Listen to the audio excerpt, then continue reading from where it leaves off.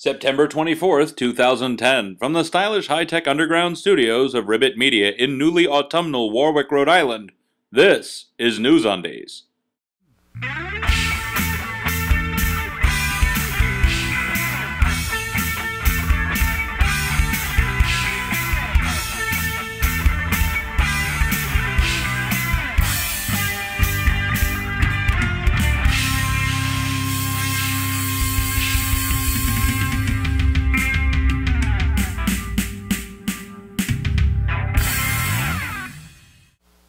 For September 24th, 2010, this is NewsUndies, all the news that shouldn't be news. I'm Paul Torville with these headlines. Big blow-up about boobies bracelets. BP well finally believed dead can be seen slowly sitting up in the background. Panda bear's 8th cub, Kate Gosselin, feels threatened. Jupiter, this close! Carter brands other former presidents as D-bags. Senate kills defense bill over don't ask, don't tell, rather than outrageous expenditures. Spencer Pratt.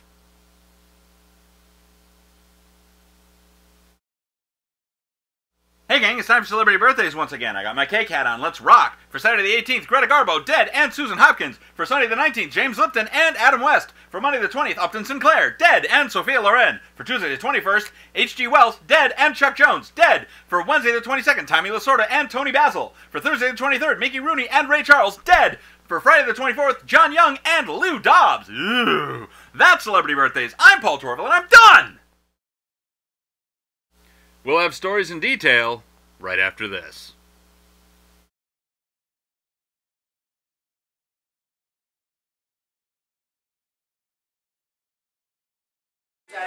I'm an atheist. I'm an atheist. I'm an atheist. I'm an atheist. I'm an atheist.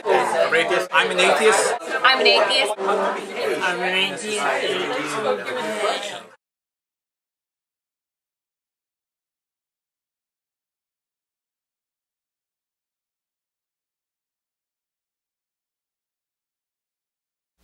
The GOP seems to be shaking itself apart. The so-called Tea Party movement, a thinly veiled outgrowth from the Fox News channel, is pulling the party hard into ultra-conservative fundamentalist evangelical Christian territory, while the more moderate Republicans are being branded socialists and, gasp, liberals!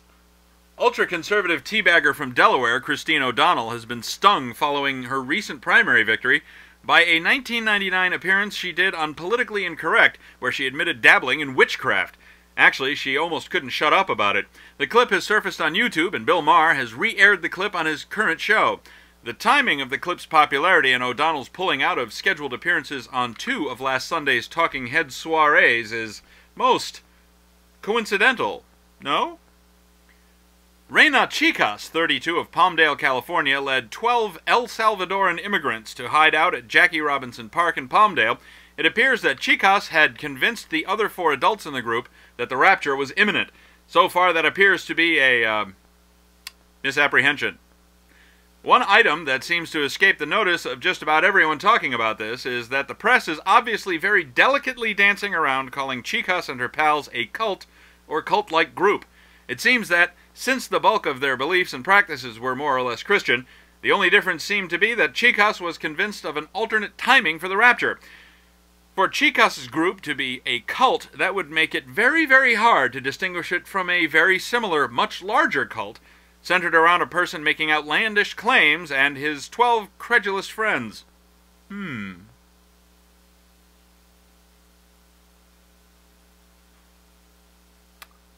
Celebrity squatter.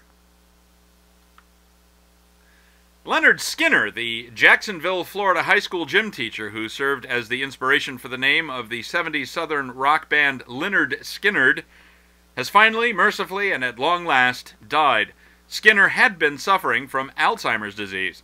In a completely meaningless coincidence, Skinner was 77 when he died, and Ronnie Van Zant and 2 other members of the band, named after Skinner, died in a plane crash in 1977.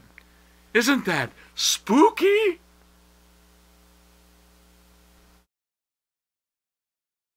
Over the last decade or so, the news media has focused a great deal of attention on celebrities being stupid.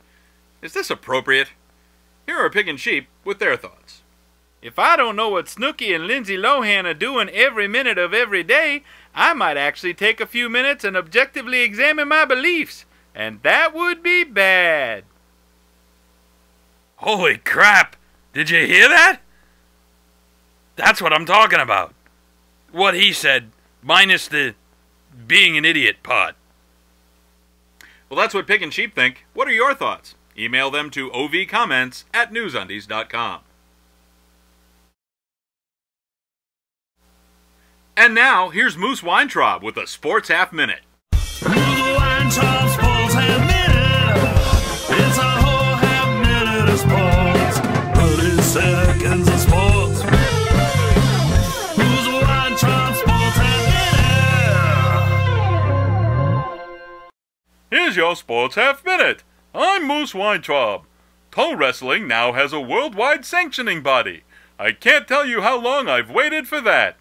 Who's a Weintraub Sports Half Minute? Thanks, Moose. Always a great report from Moose. European aircraft maker Airbus is talking about a possible plane of the future with such wonderful features as a see-through floor and walls, holographic decorations, self-cleaning fabrics, and dozens of other features. Oh, and see-through floor and walls! So if you're generally scared of flying or heights or falling or anything like that, then you might want to skip flying on this techno-nightmare. We'll have your exclusive past-cast weather and the final news roundup right after this. Hi, I'm Paul Torville, the guy behind, in front of, and wearing on his head NewsUndies. If you enjoy NewsUndies, you can help support NewsUndies by going to the Ursus Pacificus Kitsch Cave and buying some kitsch.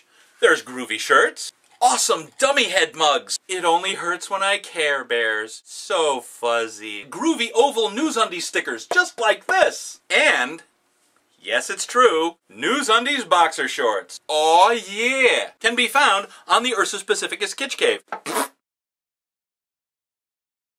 And now here's your exclusive past-cast weather for the week ending Friday, September 24th, 2010. In the Deep South, a hurricane came through. The upper Midwest had rain, cool, and snow showers. The Heartland saw sunny, cool conditions, showers, then warm conditions. And that's your exclusive past-cast weather.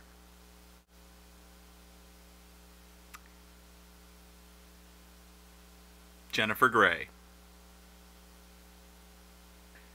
Nadia Suleiman. You remember her, right? The lady who thought it would be completely sensible to add to the 6 children she already couldn't support, and ended up bearing 8 more children in one pregnancy. As you may recall, back in March we reported that she was on the brink of losing her house. Well, that $450,000 balloon payment is finally due in October, and she's now some $7,500 behind on her regular mortgage. With no visible means of support, and her now collapsed book and TV deals, she is desperate to fund her small army. Latest possibility? An outfit called Vivid Entertainment has offered her $500,000 to shoot a porno. Being the paragon of virtue and reason that Suleiman is, she has publicly stated that she won't get naked for money. Right. Let's just wait a little longer and see how this shakes out. And finally, and I do mean finally, we all saw this coming, didn't we? Swallowing batteries is bad for you. Button batteries are small and easily swallowed by children. So now there's a recall in effect for over 1 million Chuck E. Cheese toys that contain batteries. Since button cells are used in thousands of different kinds of products, they can't all be recalled. Tiny batteries are far more of a benefit than a curse overall, and the couple thousand swallowings and small number of subsequent deaths seem statistically insignificant next to the hundreds of thousands of deaths each year which are directly attributable to consumption of alcohol and tobacco. George Carlin summed it up nicely.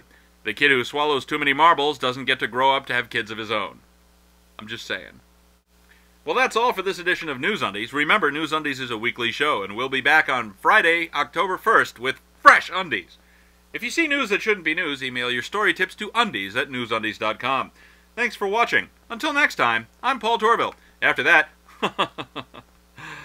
oh gosh, wouldn't you like to know?